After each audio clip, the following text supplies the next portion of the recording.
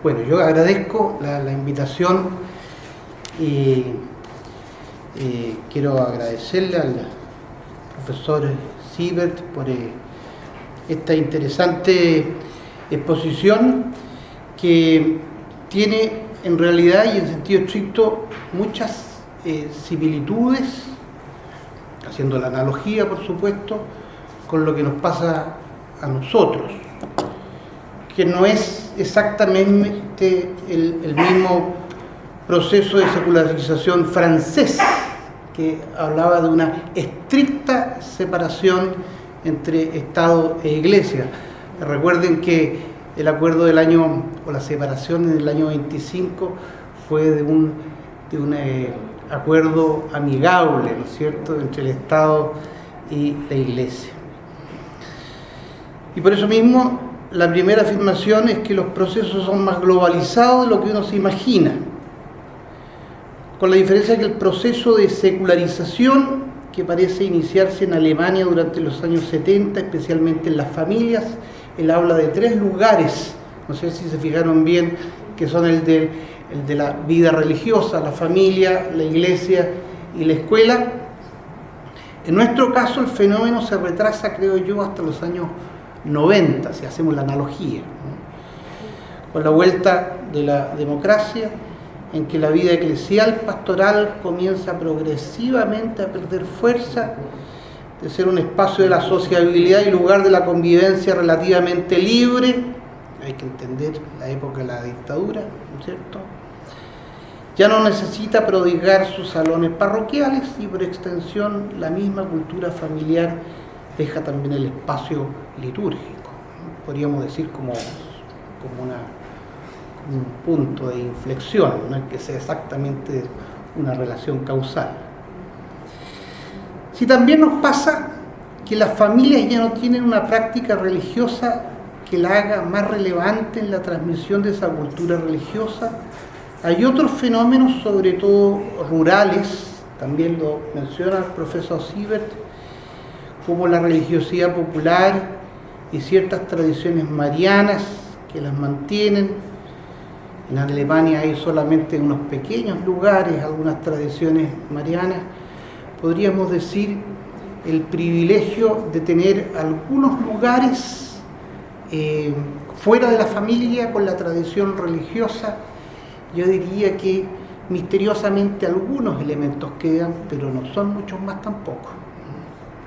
Ustedes lo saben que si hay 2 países que se han secularizado sobremanera en Latinoamérica, Uruguay por razones históricas, pero nuestro país es el que más aceleradamente ha llevado ese proceso. La influencia de la pastoral sacramental eclesial también ha decrecido, aun cuando es relativa en relación a las acciones pastorales puntuales en algunas iniciativas, hoy por hoy menos difundidas por los medios que tradicionalmente sí le prestaban atención. Respecto de las clases de religión, no podemos decir con el cardenal Lehmann que la educación religiosa, entendiendo con ello las clases de religión, es muy bueno lo que haya explicado el profesor Siebert, que es el 94% de las clases de religión, el mundo escolar es, haciendo nuestra analogía, municipalizado, digamos, fiscal. O sea, el nuestro ha llegado al 37%, estatal, digamos, en términos generales. Nosotros no tenemos la infraestructura, la formación, el acuerdo firme, la garantía del Estado o las estructuras, por así decirlo, que tienen cada uno de los estados federados para mantener este estándar de religiosidad que tienen los jóvenes, que es, según el cardenal Lehmann, el gran privilegio que ha tenido Alemania para tener este lugar de religiosidad. No podemos decir nosotros lo mismo, aun cuando tampoco podemos decir que no haya tenido influencia.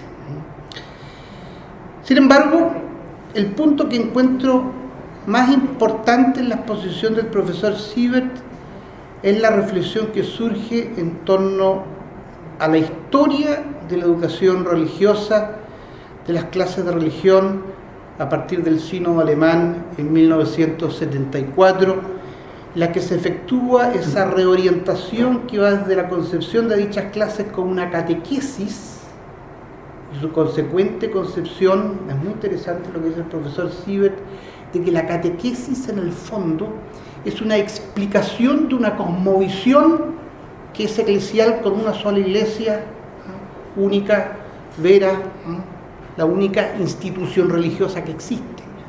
Desde ese punto de vista, la catequesis, que no hay que echarla a la basura, sino que más bien es en el fondo una explicación analítica de nuestra religión que automáticamente o a priori solo tiene como cosmovisión la vida de la Iglesia Católica. Desde ese punto de vista es una introducción, una propedéutica, pero no propiamente tal lo que nosotros llamamos clases de religión desde la cosmovisión que hay desde los años del magisterio de la Iglesia, desde los años 88, por ejemplo, en que hay elementos pedagógicos y teológicos, propiamente tal. Y por eso mismo la formación o el sínodo del año 74 en Alemania es muy interesante cuando habla de este cuadro que se manifiesta aquí. Habla del famoso Bildung de Humboldt. Es geht auch um ein Artikel, hay un artículo muy interesante de Norbert Frieden und Göllner, que hablan de un proceso como de subjetivación, a diferencia de los elementos objetivos que podrían transmitirse o doctrinales de distintas religiones, por ejemplo. Aquí se trata como de un apropiar con la acción del joven y de acuerdo a la cultura que se tiene, es decir, una diferenciación en la que tal vez tiene mayor protagonismo por un lado el profesor y en la otra en la que tiene mayor acción el joven. Y evidentemente la crítica que se ha sido un poco velada es que en algunos documentos posteriores, incluso la misma iglesia alemana lo captó, pareciera que se vuelve un poquito a la estructura un poquito más catequética, ¿no? Es decir, hay una oscilación en la manera de poder concebir las clases de la religión. Es geht um diese Involution, meine ich. Entonces, pareciera que eso es lo que yo quisiera como contrastar, o más bien preguntarte, es que tú meine Frage, una pregunta que hago yo, si es que acaso la confesionalidad está vinculada a la concepción de las clases de religión como catequesis exclusivamente, o las clases de religión pueden ser confesionales pero sin ser catequesis. Pareciera que hay una sinonimia demasiado grande en pensar que si es confesional, entonces es catequética, que a mi juicio no es exactamente lo mismo.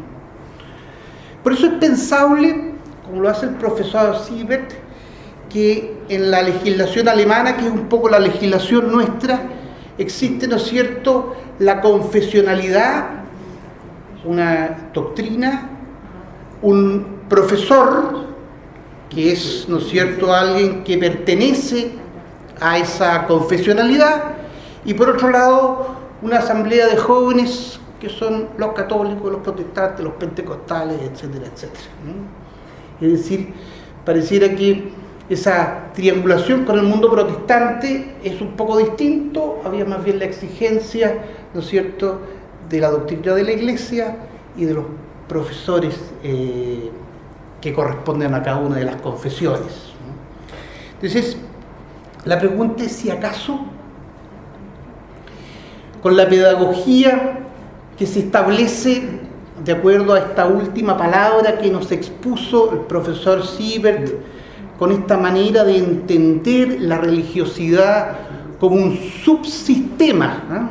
No sé si lo captaron muy bien esa idea de poder entender la religiosidad como una forma, no en disputa con otras cosmovisiones de la vida. Uno podría decir, no se trata tanto de un pluralismo que hay entre una diferenciación de grados, porque uno puede decir, hay jóvenes que tienen tradición católica, pero no saben ni persinarse. Eso no me pasa en el colegio Victoria Prieto. Todo el día paso católico. Yo le reconozco que, por ejemplo, cuando yo era seminarista, por mucha teología y filosofía que tuviera, yo todavía creía que la Trinidad era media modalista. O sea, en fin, uno podría decir doctrina teológica pura, uno nunca llega con una prolijidad mayor. Existe una diferenciación teológica, es un pluralismo también, pero por otro lado existe la pluralidad de confesionalidad en un mismo curso. Entonces, la pregunta, por un lado, que le hacía al profesor Siebert es catequesis, y en el fondo, si es que es estrictamente la confesionalidad reducida a catequesis, o si acaso la clase de religión confesional no pudiera ser una especie de, y perdónenme la pregunta, una especie de como de teología fundamental, diría yo. Perdónenme la analogía, ¿no? Eine Art von fundamental Theologie. Entonces, preguntas básicas como ¿quién es Dios? Porque un cabro chico dice, ¿dónde está Dios? Uno le dice en el cielo y en la tierra, es la típica. Pero San Agustín, que es muy católico, decía, está acá adentro. O sea, el bagaje cultural nuestro, religioso, eclesial, da respuestas muy distintas. Y uno puede responder desde la confesionalidad con cosas que parecen tan dispares, ¿no?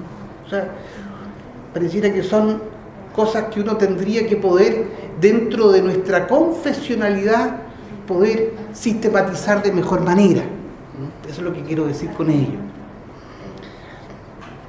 Por otro lado, la confesionalidad para mí entonces, que es un punto gravitante tanto en Alemania como para nosotros, yo voy a decir una cosa y por favor lo digo explícitamente, no lo digo como vicario de la educación, para que quede clarísimo, sino como una posibilidad,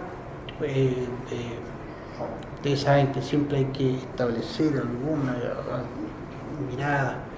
Así como existía una exigencia de una doctrina eclesial, un profesor de esa confesionalidad y una asamblea de esa confesionalidad, yo exorcizaría la idea de que la confesionalidad fuese estrictamente la doctrina.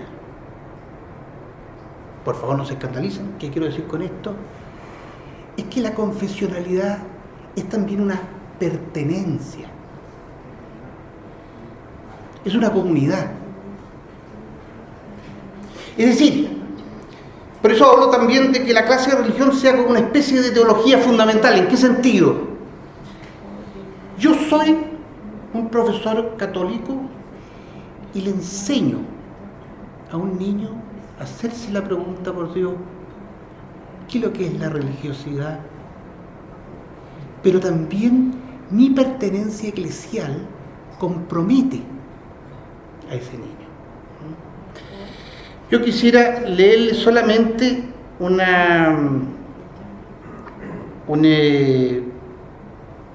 artículo, si me permite, de un profesor que habla de la labor del profesor. Ich rede jetzt nur ein Fragment über was Lehrer bedeutet. O sea, ¿qué es lo que es un profesor? Y el profesor, este es un fragmento de un autor que se llama Cortés Soriano, que escribió un librito reciente que se llama La Escuela Católica. La palabra profesor, del latín profiteri, en su participio professus, significa en su etimología declarar abiertamente, hacer profesión, reconocer, ofrecer, proponer. La constelación de significados en la que habla la palabra profesor, confesar, profesar, confiar, fidelidad, nos remite curiosamente al ámbito de la fe, con el verbo fiteri, en la raíz de todo este universo semántico. El profesor comunica y transmite, pero resulta que en ese mismo proceso manifiesta claramente sus creencias. De nuevo, la misma etimología nos muestra la imposibilidad de una enseñanza séptica y descarnada. O sea, las clases de religión tiene la posibilidad de hacer religiones comparadas, pero eso no sería clase de religión. ¿Podría desde una confesionalidad? Sí, hacerse. De nuevo, la misma etimología nos muestra la imposibilidad de una enseñanza séptica y descarnada. No hay enseñanza aislada del acto de profesar, es decir, manifestar de manera natural las propias fes, dice este autor. La característica propia del profesor es que todo este proceso es público. El profesor se expone cada día ante sus alumnos y exponiéndose, expone también de manera natural sus propias creencias. El docente enseña, pero también en cuanto profesor se expone a la mirada pública mostrando sus propias creencias. ¿Qué quería decir con esto? En definitiva, es que doctrina, profesor que pertenece a una comunidad y alumnos de una determinada iglesia, confesión, comunidad, que es el hábito tradicional que hemos tenido en nuestra manera de concebir, ¿no es cierto?, las clases de religión. Si hay un elemento que es fundamental en el profesor, es el segundo elemento, el segundo, porque se trata de una pedagogía, se trata de introducir. El elemento objetivo es importante, pero el elemento fundamental, y aquí hay una cosa que hay que reconocerle en la educación, es formar una persona que se va introduciendo en estos elementos religiosos que puede entrar a este subsistema para mirar una cosmovisión. Esto, y lo insisto en ello, no es relativizar el elemento que he estado tratando como exponer a continuación. Termino solamente con esto. Quería solamente, en el fondo, agradecer al padre, al profesor Siebert, vielen Dank, dice Referat, porque lo religioso, educar en lo religioso, y aquí tengo una pequeña cosita que tal vez podría ser interesante, y voy a la pregunta. El educere es precisamente sacar, ¿no? Y se saca con el diálogo, evidentemente con racionalidad. Hoy día hemos estado en la disputa, ustedes saben, de la filosofía. Todos ahora se hacen apologetas de la filosofía, pero todavía sigue siendo denostada la filosofía. Si yo propongo una especie de teología fundamental en la clase de religión, todo el mundo se va a reír de mí. Pero una autoridad que tenga esta capacidad de poder conducir, y a eso agregar un elemento básico. La Biblia, yo creo que uno puede ir buscando pistas que ayudan también a este proceso más personal de formación, que vaya sacando el elemento religioso. Gracias.